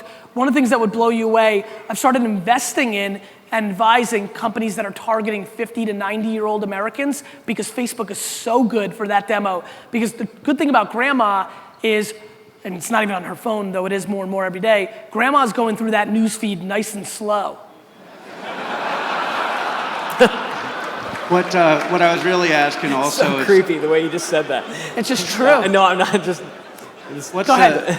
what are 2 or 3 platforms to look for in the next 2 or 3 years? Just in general, I think I mentioned them. I think the 2 emerging platforms that could become as big as Snapchat or the next big thing are Musical.ly and After School. So I would look at those 2. I think it's gonna be really fascinating to see if Jack Dorsey can turn Twitter's product around, which would then start a 5-year process of them reemerging. But I think spending time worrying about that is super insignificant. I think there's so much work to be done on Facebook, Instagram, emerging Snapchat, email marketing, Google, content, medium.com to write long form content to convert. There's so much to be done now. It's kind of, you know what you basically asked me? Hey Gary, MASH or Seinfeld's the #1 show now and I want to do commercials. What's gonna be the #1 show in 4 years? I don't know, and who gives a fuck, right? Let's just run the best commercials while people are watching Seinfeld, and then we'll worry about when ER comes along. Perfect, thank you. You got it. Yeah, 2 more, unfortunately. I gotta be the bad guy. Really? I thought we had 640. Okay, let's just go. You wanna go to 640? Yeah. What's up, my man? Long time listener, first time caller, love your show. Thank you. Little radio shout out. That was good. I've actually changed my question 3 times since I've been up here, but I'm gonna go with this one. I've heard you say, I don't know if it was a couple years ago or how long it was, but you kind of made a prediction and you were talking about Amazon and how you predicted that Amazon would one day take Walmart down. And so since this is theoretically a room full of internet marketers, I was wondering what your thoughts are there and what could a room full of a lot of information marketers, consultants, lead generators that are trying to get more towards branding learn from Amazon, which is doing some amazing things right now, and where are you at with that? That was just infrastructure costs. What I knew was gonna happen is that consumer behavior was shifting and we were going towards an on-demand economy. I mean, really the only vulnerability Amazon has is whether it was Wish or whether it was Uber. Like, we are gonna demand in a decade to have every single product we want within the hour. Like, all of it. And so, what I just knew was that Walmart had all its costs and infrastructure in locations, and every day that goes by, more people are gonna buy online. I also knew that people were moving into cities. So if you look at the trends of where people wanna live now, it's more and more city culture. All the cities are reemerging, Detroit, it's just everywhere. So, and it's still not over yet. It's funny, I took a lot of flack for that. It was 5 years ago. I was pretty emphatic about it. And when Walmart closed all their stores the other day, I got a windfall of emails. And it's still gonna take time. I mean, well, look, Amazon's gonna open stores. Amazon's gonna open stores. So it's not about bricks and mortars. It's that when Amazon opens its stores, they're not gonna be fat. They're gonna be efficient. And that's why internet companies that open up retail stores are gonna be smart because they're gonna do pop-ups, they're gonna do lightweight, they're gonna do minimal product. When you have a mature business, you get fat. And you just have more and more and more overhead. So there's that. And then what was the next question? What else? What was the? I feel like I kind of wasted my question with that one, but Okay. no, I was just saying. Sorry, I fucked up. No. It was my. There's internet marketers in here that are most of us are focused on direct response. Yes. And we're trying to do this convergence into branding, this is perfect. And do you think it's commerce too, or just No, branding? I'm just saying Amazon is obviously a huge internet company. Dude, it comes down to what I spieled about for the first 30 minutes. I wasn't talking tactics, I was talking religion. Now that I understand your question a little bit better, if you're trying to make the transition from just quant DR, to a brand play, you have to change your behavior. I like to say if you want to be an anomaly, you have to act like one, which means you have to do different shit than everybody else, right? So, if you want to be in the branding business, you have to do branding things. A la, you need to take the logo of your company and you need to email Tim Ferriss and say, can my company sponsor your podcast? And he's gonna say, cool, $8,000 an episode. And you're gonna say, fuck, right? Because you're gonna say, well, how do I quantify the math? You don't. It's kind of like for the people in here building, anybody here have a company that they run that has 50 or more employees? Right, so for the couple of us in this room, it's kind of the way I think about HR and the way I treat my people. Most of the things I do with my people are very bad business decisions. It's why, from a math standpoint, my CFO hates it, my brother hates it, and my COO hate it. But I like it because I know that if I disproportionately over-treat everybody well, that extra 2 months of severance that they didn't deserve still has brand impact. Got it? So if you want to get into the branding game, you have to stop counting the beans. You have to start investing in creative and stories and long-term and branding. And so you have to change your behavior. 2 years ago, I wanted to lose weight and get healthier. I changed my behavior. I stopped fucking eating muffins every morning. Do you know muffins have more calories than donuts? That shit is fucked up. I was pissed. I was like, the corn muffin? I was like, son of a bitch. It's a corn muffin. It should be healthy. That was a writer downer right there. If you All right, guys didn't let's do catch it. that one. Hey, Gary. Hey, brother. If you were building an online physical e-commerce brand, yeah, like a wallet brand or a sunglass brand, how would you practically go about building that content for Snapchat right now if the brand is starting from scratch? So let's go more specific so I can really answer this for you. And I'm sorry, I can't hear super well. You have a sunglass and wallet business, or you were No, say like either or. So if you're building, like all the... If you're selling a physical product. Yeah. That's in the $15 to $100 range per unit? Yeah. Is that good? Or Yeah, $100. Look, first of all, I would really focus on Instagram. Instagram is killing it for stuff like that. I mean, you look at Protein World and Shreds and like some of these companies have gone from zero, the fucking, hover fucking boards and all that shit. Like the amount of wine we sell through there, like you could, when you think about wallets or fashion, print was a huge medium for those things, right? Page 87 in Vogue, things of that nature. I don't think anything's changed. I just think there's new platforms that took over. I look at Instagram as modern day print. I look at Instagram as Vogue and Elle and Cosmo all wrapped up into one for every female 15 to 45 in America, and definitely 35 to 45 on the coasts and 15 to 30 in America. And so I would tell you to really focus on Instagram, really focus on influencers. A lot of those influencers are starting to build up their Snapchats, but that's a commercial, and that's a little bit different. Product integration, nothing's new, man. It's just that you have to have the palate to understand the kind of video content that will fly in a Snapchat environment. Just like a Super Bowl commercial feels different than the commercial on local access. It's about the context of the content a lot of times. But I would go Instagram hardcore. So if you were trying to stay ahead of the curve and build that brand online, like Movement Watches, all these Shopify stores that are crushing it. Instagram. But if you want to stay ahead of the curve and go on... Instagram. I'm done. Because Instagram is ahead of the curve. Right. Instagram might not be for everybody who's been paying attention to social media every day for 4 years, but your competitors, look, I'm very friendly with the founders of Warby Parker. They're not crushing Instagram yet. I'm the first investor in Birchbox. I had dinner with Katya the other night. She's not crushing Instagram yet because they also have gotten fat. Not as fat as fuck as Walmart, but they got a little love handle shit going on. And so the answer is Instagram. Cool. What's up, bro? Gary, the wine expert. My name is Octavio from Chile. We have very good quality wine. You think so? Yeah. But I'm kidding. I'm kidding. Go ahead. But very low price. Yes. Due to our very low branding. Except one company, Conte Toro. They did a strategic alliance with Manchester United. They are in the moon now.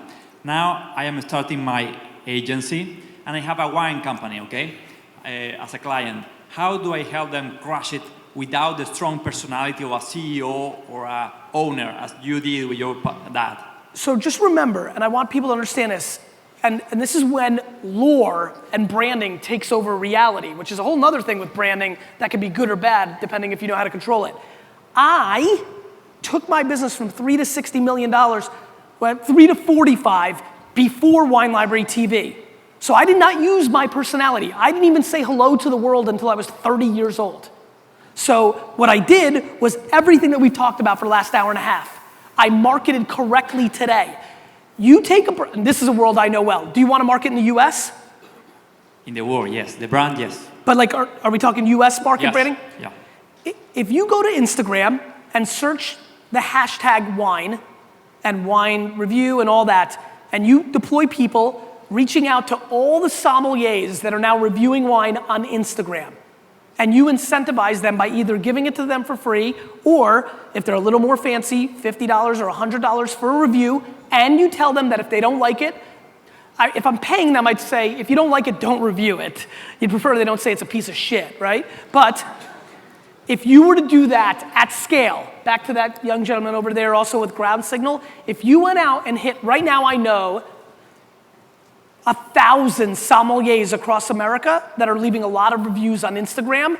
If you got your wine to them at scale, I think you could start a match that would give you an opportunity because a lot of press follow them. See, the other thing that people don't realize is when you do things right, the reason $3 to $50 million and the reason with VaynerMedia, when you do things right, there's momentum against that right. You did Instagram right, you got 1,000 people, some of the people that follow that sommelier are us normal people and they buy it and the wine's selling, but other people are the press. And then they're writing 6 good deal wines under $20 and they mention yours because they saw it 6 times on Instagram because you properly day traded attention. Got it? Awesome, thank you. You're welcome.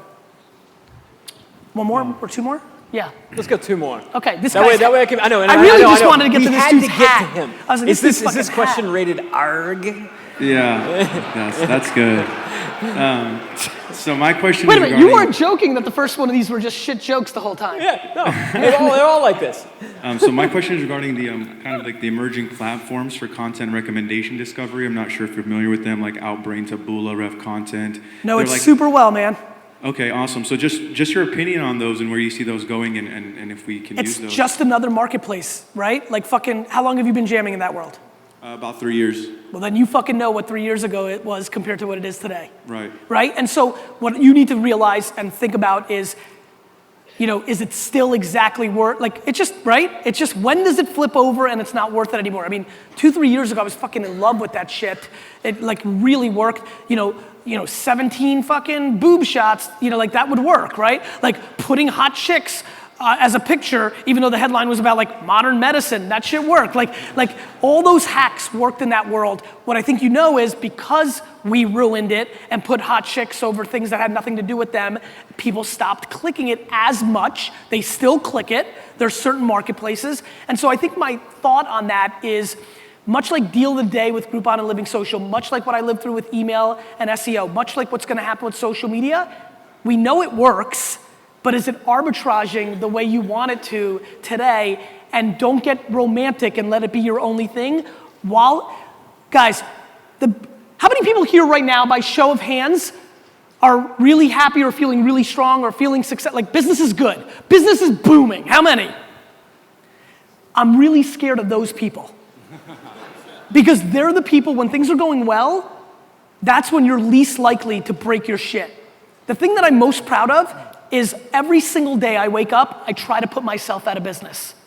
Right now I'm at the prime of my career and I'm trying to put myself out of business. I'm trying to stress test all my hyperbole on stage today. Does it still work? Is it still a good value? So I would say to you, 18 months ago when you were in your prime in that space, that would have been a good time to start taking some of the profits, dollars, and your energy and time and start learning what was happening on Instagram. Got it? It's that game. Deploying some of the energies and dollars to what you think is emerging next to be there when yours goes down. So I think it's a viable platform. I just know it's not converting the way it used to for most of the stuff that I'm looking at.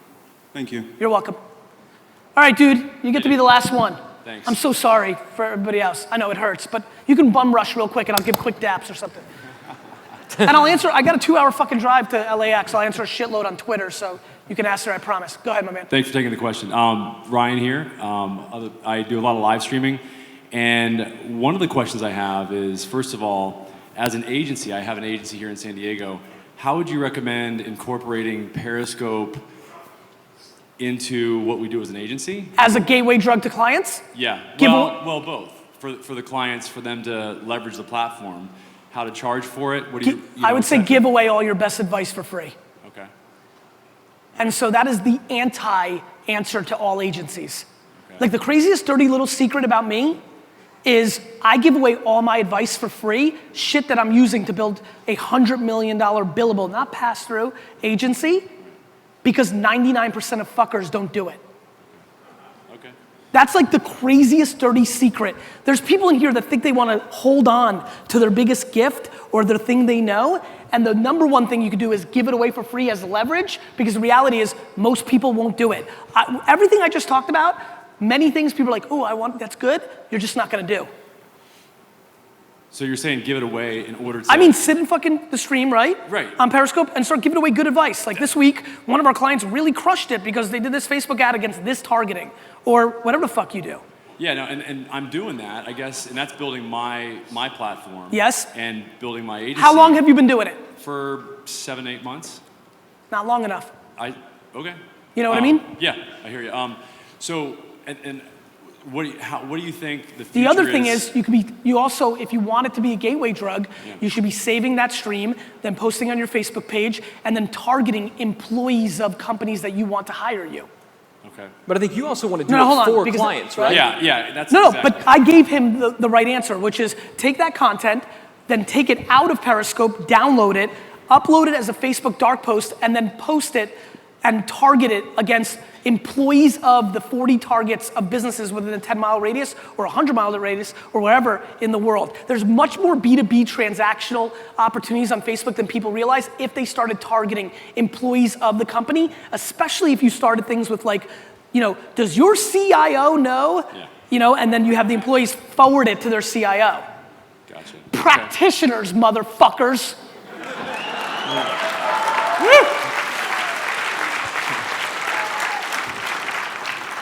Thank you. That's awesome. And then one of the where do you see the future of Google, like live streaming 360? Love it. I see. I'm doing a lot. I'm going to produce an Action Sports Day here coming up really soon. I'm obsessed with 360. On Periscope. I'm an investor in a company called Little Star that you should check out with no A before the R. We've done the Aflac, like Facebook and Google just made VaynerMedia partners because of the great work we're doing with 360. I'm obsessed with 360 video. I think it's definitely the future. It's huge. So where do you see that going? I see it going. I think it's going well. Yeah. Okay. But Google and now Google. I think people are gonna look to hire people that are doing 360 video. For example, I just did a 360 video that I lost $120,000 in hard costs on because I just want the examples for the market that I know is emerging. Okay. And YouTube now they just announced they're going to do 360. They sure did. Yeah. Awesome. All right. Thank you. All right, I'm gonna sneak one more in real quick with the beard, and then that dude all the way at the end is really fucking grinding, so we may have to do 3 more, but I'll go real fast. Don't worry about dinner. All right, here we go. You rock, bro. Thanks, man.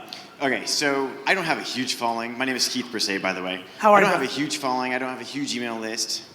How the fuck do I sell a ton of Ask Gary V books and out-hustle everyone in the Ask Gary V squad? Well, I think that you should go door to door. Obviously. I would go door to door. You know what's funny? It was kind of similar to the first question of this whole thing. Right. The only way when you don't have a lot, the only way you win when your width is less is your depth is more. Like if you literally compel every human being that you know super well to buy multiple copies of the book, which feels funny to say out loud and I appreciate it, you'll do better.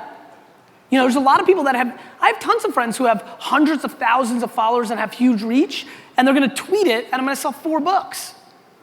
So it's always depth, man. It's always depth. Always, awesome. And it's depth in practitionership. That little rant we just had with that awesome dude, it was fun for me because I really know what the fuck I'm talking about because I do it. So it's depth in your skills, and it's depth in your approach. It's the only thing, always. Forever. It's so fucking zen. I like your beard too. All right. Thank you. Hey, what's up, Gary? This is Henry from New Jersey. Where in Jersey? Long Branch. Love it. So I don't really have a question. I just want to share a quick story with you. So about 16 months ago, I almost went out of business. I had a graphic design business, and I made all the wrong decisions and invested in the wrong. Yep. And then digital marketer popped into my life somehow, some way. And I just want to take this opportunity to thank Ryan and the whole company to help me get out of my little jam. And 16 months later, we did $500,000 in sales. That's awesome. And for Gary, I take the shit out of you in Instagram, and I'm surprised you didn't tell me to go fuck myself yet. But I'll tell you this.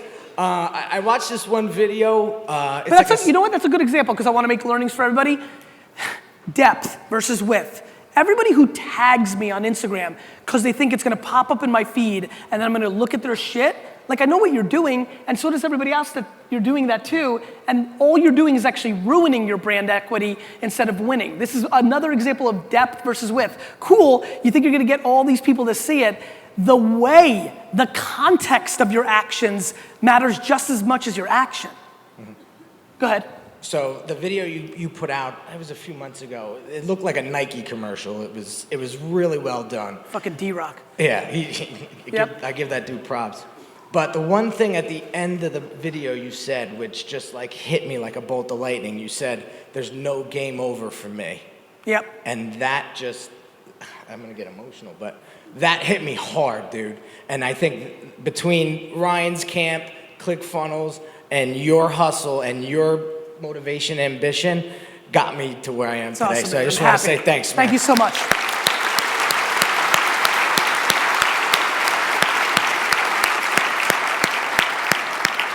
You know, it's funny. I so desperately like push against the motivational rah-rah part of my life.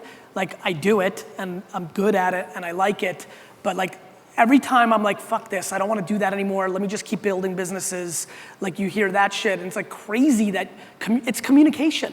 I do it as a human, but your business and brand can do it too. It's unbelievable what communication does.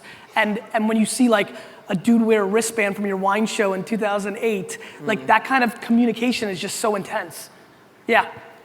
Thanks so much, Gary. For Dude, you're the only, question. those other two people should really thank you. That dude got to tell his emotional story because you were really not willing to let me off stage, so I'm impressed with the hustle. It's a good testimonial too, right? I'm Jackson from Australia. Just a quick one on Snapchat for everyone. Like, is there a formula or a conversion rate on how many views you're getting to what you would pay for a shout out or some sort of advertisement? Just first of all, I think you're really attractive. Yeah. So I didn't hear much of what you said. Yeah.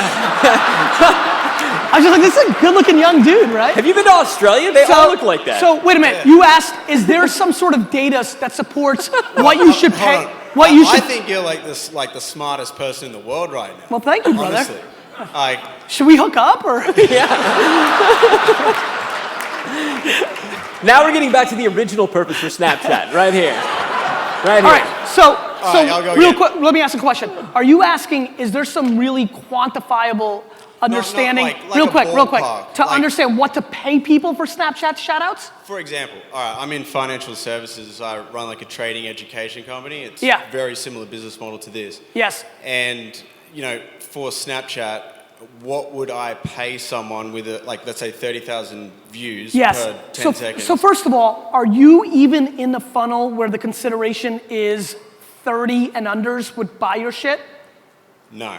So that's what I thought. And so what I would say is keep paying attention. You know, it's like running a marathon. Get on the treadmill, but I would highly advise you not to do any Snapchat marketing right now because that audience is not there. Okay. It's 30-year-olds and under, and it's emerging social media and marketing people of all ages that are your first group there. So they're scattered, but in 12 months, in 24 months, they're gonna be there. And so you wanna know how to execute. That's number one. Number two, it's gonna be hard because you'll be doing endorsement. It's like trying to figure out what to pay Beyonce or what to pay, because you're not getting like math clicks yet, you're just getting awareness and then conversion. What I would tell you is if this is now for other people that can take this advice, I would ask an influencer if you're really paying them and they're willing to do it, because they may not even be willing to do it. But I would ask them to do a call to action snap to show you how many people screenshot their call to actions as a ratio to how many people watch the story. Yeah. So the reason I'm so bullish on Snapchat is when I go in for an ask and say, screenshot this and do something, when you've got 25,000 people that see something and you have 9,000 people that screenshot something, not click, like that, you're talking about real depth of engagement. So I think the way you could proxy how much attention is really happening is that. The other thing is I would just assume the attention's happening because that's where Snapchat is in its life cycle. I think the bigger issue is what's the makeup of their audience and are they in the consideration to buy what you're selling? So what would you recommend instead? Like Periscope, Facebook Live? Facebook, man. Facebook. Number one? Yeah. All right. And would you expand into Facebook Live and Periscope as like a next sort of center of attention? Well, it depends on who's doing that content and can they siphon their audience to convert for what your product and service is. Right? So if you've got the right personality, absolutely. What about Instagram? I mean, hypothetically speaking, Yep. I would tell you that there's so much depth of targeting on Facebook that I would first try to go deep into that. And you can flirt with the other stuff, but that's where you got to go. We're pretty deep into Facebook, but Instagram, what's like your best tip? I've got, it's if I had about 16,000, I got like a 5 to 10% conversion on 16,000. Like what is the best way to get through to that? I think the biggest problem with Instagram right now is I'm stunned that the targeting capabilities aren't perfect like they are on Facebook. They own both companies. They're the best tech company in the world. I've been surprised that when I target in Instagram, it's not actually targeting that person the way I'd expect it to. So I would just test and learn. I mean, the problem with your questions for me right this second is there's just a couple of layers of details that I need to understand better to give you real advice. But I will tell you this, even I, spending $100 million a year on ads right now, focused on it 18 fucking hours a day, feel like there's still a lot to be done on Facebook. So no matter how much you're doing, don't completely say that we've got Facebook done yet. Sweet. All right. Thanks so much, Take Gary. care, man. Thank you, guys. Gary Vaynerchuk, big round of applause. Thank you, brother. Close this out. See you on the other side. Big round of applause. Hey. There you go. We're going to be back here in this room getting started bright and early. Show up at 8 if you want a good seat. We're going to get officially started at 8:30. Thank you all again. We got another content-packed day tomorrow, so make sure you're here. Thank y'all.